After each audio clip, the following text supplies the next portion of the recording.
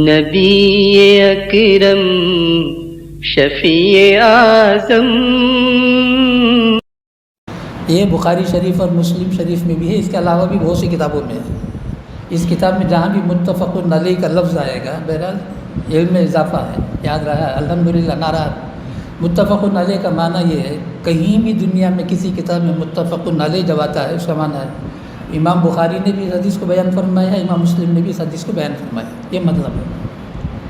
اب سارے اعمال کا دار و مدار نیت پر ہے، اور نیت دل کا کام ہے.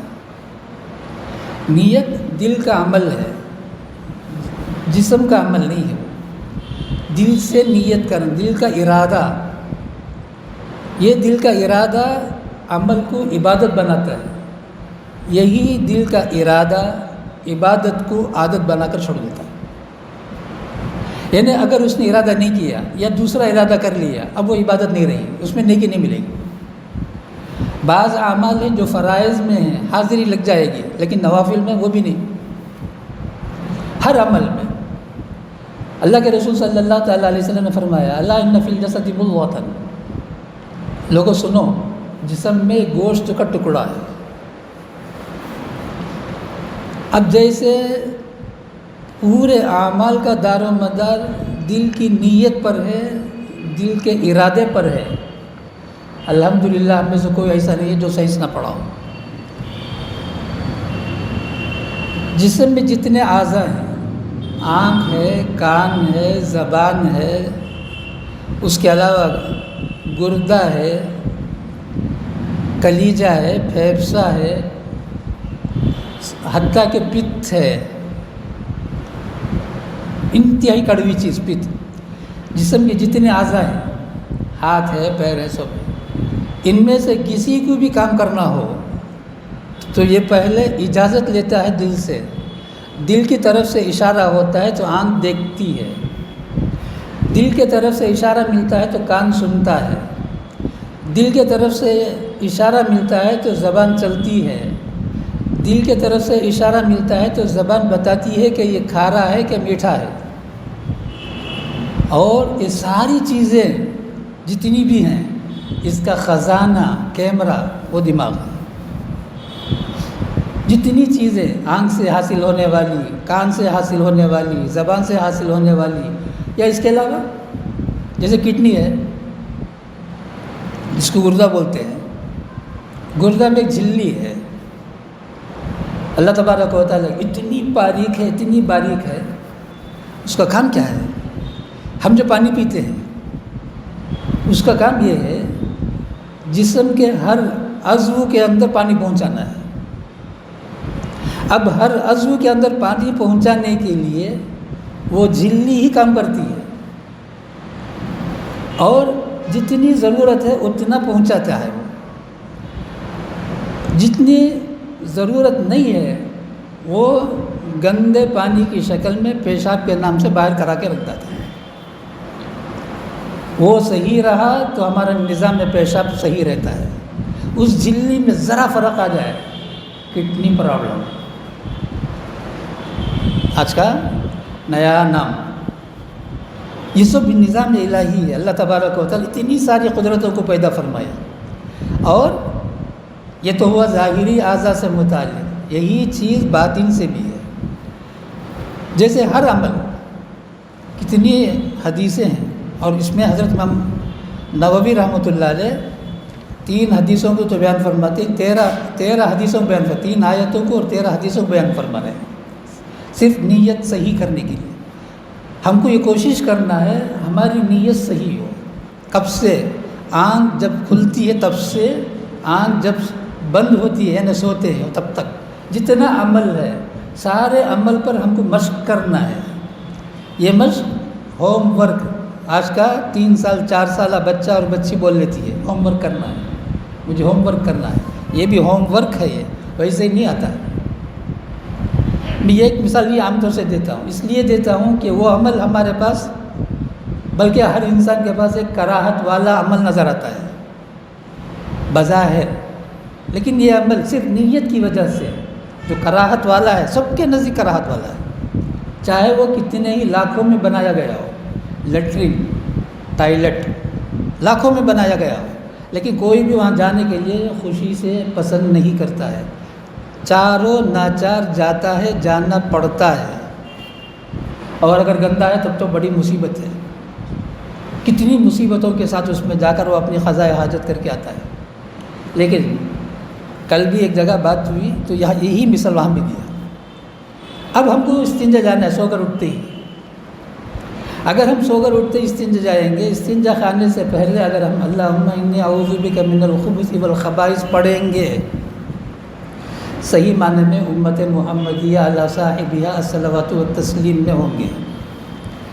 اگر پڑھے بغیر جائیں گے تو غیر جیسے جاتا ہے ویسے ہم جا رہے ہیں، ہمارے میں غیر میں کیا فرق ہے؟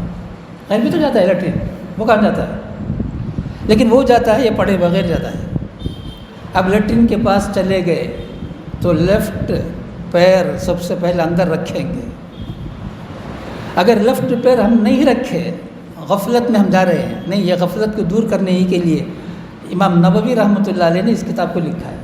یہ پوری کتاب رسول اللہ صلی اللہ تعالیٰ علیہ وسلم کی زندگی کے مطابق ہماری زندگی بنانے کے لیے۔ اب ہم اگر گئے بایاں پیر کے ساتھ، یہ بایا اور دایا ہمارے اردو میں ذرا گڑبڑ ہوتا ہے اس لیے انگریزی لفظ استعمال کر رہا ہوں، لیفٹ، اگر ہم نے پہلے داخل نہیں کیا، ہمارا بیت الخلاء جانا ہے بس، اور کچھ نہیں ہے، اور وہاں جتنی دیر بھی ہم رہیں گے اس کے بعد واپس ہو رہے ہیں تو پہلا رائٹ پاؤں باہر رکھیں گے، دایاں پاؤں باہر نکالیں گے پہلے۔ اگر وہاں بھی غفلت کے ساتھ ہم بایاں پاؤں باہر نکال دیا تو ہمارے میں اور غیر میں کوئی فرق نہیں۔ جی یہ سمجھانا ہے مجھے، اور ہر عمل میں، صرف اس میں نہیں۔ اب باہر آ گئے، آنے کے بعد ہماری زبان میں پہلا کلمہ غفرانک، یہ ہونا ہے۔ دو دعائیں باہر آنے کے بعد بیت الخلاء سے، دو دعائیں عام طور سے دعائیں معصورہ میں جب کو ملتی ہے وہ ایک ملتی ہے، لیکن یہ دو ہے۔ اگر کوئی صرف غفرانک پڑھ لیا ایک دعا ہوگا، اس کے بعد ہے الحمدللہ الذی اذھب عنی الذی وعافانی۔ اس کا معنی اگر جانتے تو پتہ نہیں ہے، پوری زندگی ہم اللہ کی شکر گزاری میں بیٹھ جاتے ہیں، موقع نہیں ہے، اسی میں بات رہ جائے گی۔ تو یہ دو دعائیں ہیں، دونوں پڑھ لیں گے، نور علی نور۔ اب یہ عمل ایک ہوا، ٹائلٹ جا کر باہر ہے، قیامت میں کیا ہوگا؟ نورہم بین ایدیہم وبایمانہم یقولون ربنا اتمم لنا نورنا واغفر لنا انک علی کل شیء قدیر۔ اب یہ نور بن کر عمل آئے گا ہمارے پاس قیامت کے میدان میں، اس نور کو دیکھ کر ہر بندہ کہے گا یا اللہ اس نور میں اور اضافہ فرما۔ اگر بیت الخلاء میں یہ عمل اتنا نور والا بن کر قیامت میں ملے گا، اس کے علاوہ جتنے اعمال ہیں اس میں پتہ نہیں کہاں تک ملے گا۔ اب اس کے بعد کا نمبر وضو بنانا ہے، وضو بنائیں گے ویسے ہی بنائیں گے، اس سے نماز پڑھیں گے، نماز ہو جائے گی، نماز میں کوئی فرق نہیں آئے گا۔ لیکن اس وضو کو اگر رسول اللہ صلی اللہ تعالیٰ علیہ وسلم کی سنت کے مطابق بنائیں گے، ہمارے جو اعمال اللہ کے نافرمانی کے ہیں وہ دھل کر پانی میں بہہ جائیں گے۔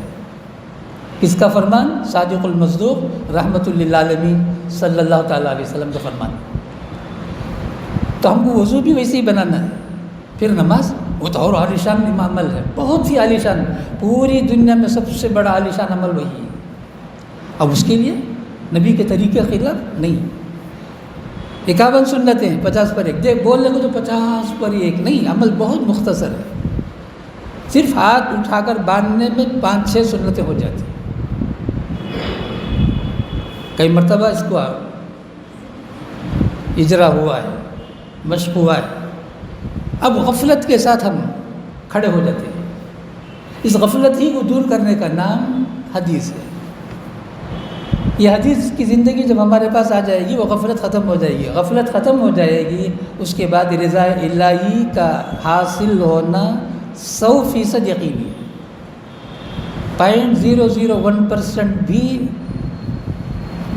قرآن پاک میں، احادیث شریفہ میں اللہ تبارک و تعالیٰ نے صحابہ کی جو تعریف کیا ہے، ان کے 2 ہی عمل کی تعریف کیا ہے، جگہ جگہ کیا ہے۔ یہ صحابہ کی نیت صاف، اللہ میں بولتے ہیں وہ عالم الغیب والشہادہ ہے۔ کئی آیتیں ہیں، اب وہ آیتیں سے پڑھ کر بولنے کا موقع نہیں ہے۔ اور رسول اللہ صلی اللہ تعالیٰ علیہ وسلم نے صاف صاف فرما دیا، میرے صحابہ سب ستارے کی طرح ہیں، جیسے سورج ڈوب جائے تو آدمی ستاروں کے ذریعے سے راستہ اپنا لیتا ہے، میرے دنیا سے چلے جانے کے بعد میرے صحابہ تمہارے لیے گائیڈ ہیں قیامت تک کے لیے۔ کیوں؟ صحابہ نے دین کو کتنی حفاظت کیا، مختصر سا تذکرہ اس کتاب میں جو آپ لوگوں کے ہاتھ پہنچ چکا ہے۔ تو اصل تو ہر عمل میں نیت ہماری رسول اللہ صلی اللہ تعالیٰ علیہ وسلم کی رضا ہے۔